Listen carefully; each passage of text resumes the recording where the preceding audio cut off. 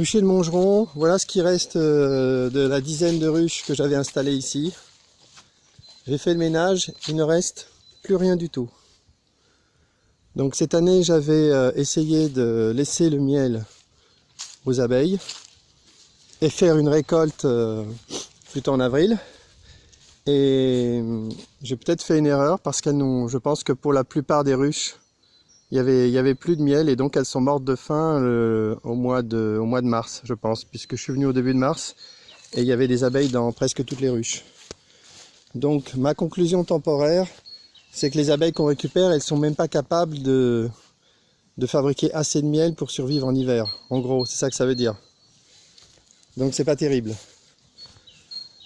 Donc les deux seules ruches qui me restent, c'est peut-être pas un hasard, c'est celle-ci. Ça c'est une ruche d'une colonie de folie. Il ne faut pas rester trop devant parce qu'elles sont pas mal. Elles défendent pas mal leur territoire. En tout cas l'année dernière, je ne sais pas cette année. Et celle-là aussi qui carbure à fond la caisse. Énormément d'abeilles qui travaillent énormément. Je pense qu'il y a des abeilles dans les 3 blocs déjà. Donc je vais voir. Je vais passer demain vers midi. Je pense que j'aurai un essaimage. Et je récupérerai déjà un ou 2 essaims sur mon propre rucher. Donc là je suis en train de faire un ménage général. Je vais repartir à zéro. Je vais supprimer tout ce qui est moche là. Je vais supprimer absolument tout. Là j'ai récupéré plein de cadres à mettre dans les ruches peut-être, à voir. Le miel qu'il y avait dans les quelques ruches. Il y a quelques ruches qui avaient encore du miel quand même. Hein. Donc celles-là, ces colonies sont pas mortes de faim donc je suppose. Donc le miel est là. J'ai pas trop envie de récupérer, j'ai récupéré juste 2-3 cadres qui étaient avec du miel qui était clair. En général j'ai remarqué que récupérer le miel qui est noir après une saison, c'est vraiment pas génial du tout. C'est du miel vraiment très moche. Je ne sais pas pourquoi, mais je le récupère pas, je le laisse aux abeilles.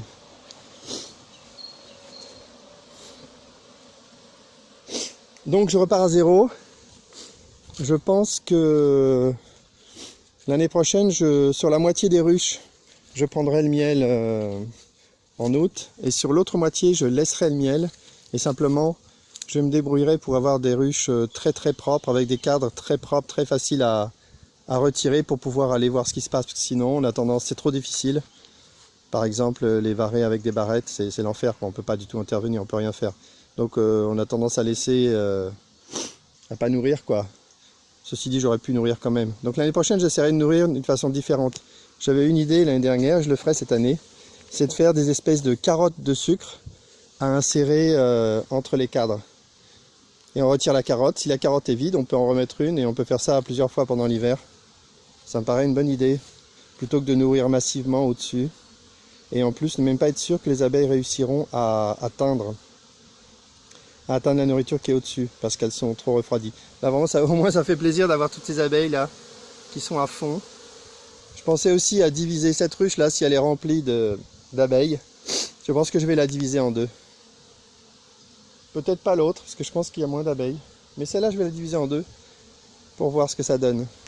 Alors sur le forum Varé, il y a un gars qui a dit que dans les essaimages, il voyait souvent plusieurs reines dans l'essaimage.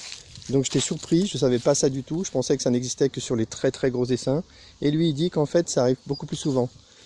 Donc, les prochains essaimages que je vais avoir, je vais me fabriquer un filtre avec une grille à reine et des bouts de carton sur les côtés. Et je vais verser mon carton sur le filtre pour voir si des fois il n'y a pas de reine. Et s'il y a de reine, j'en profiterai pour me faire des essaims, des colonies plus rapidement. Voilà, c'est pas mal. C'est pas mal. Là, il faudrait que je revienne demain pour mettre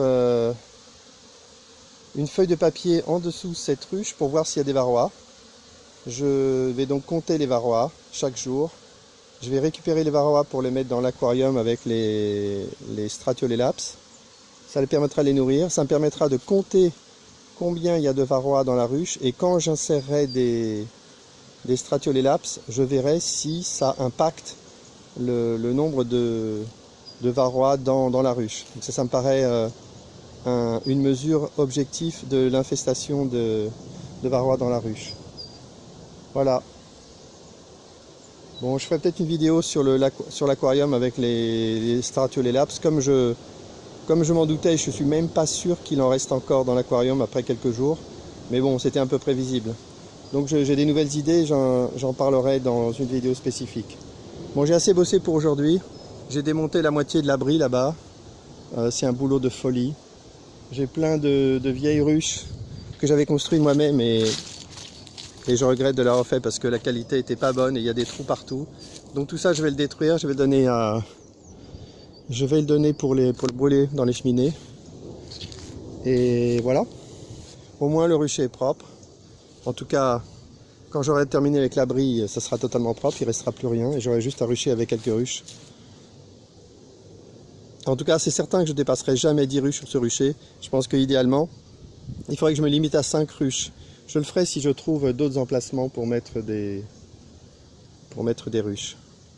Bon, bah, c'est un bon petit point sur les ruchers de Montgeron.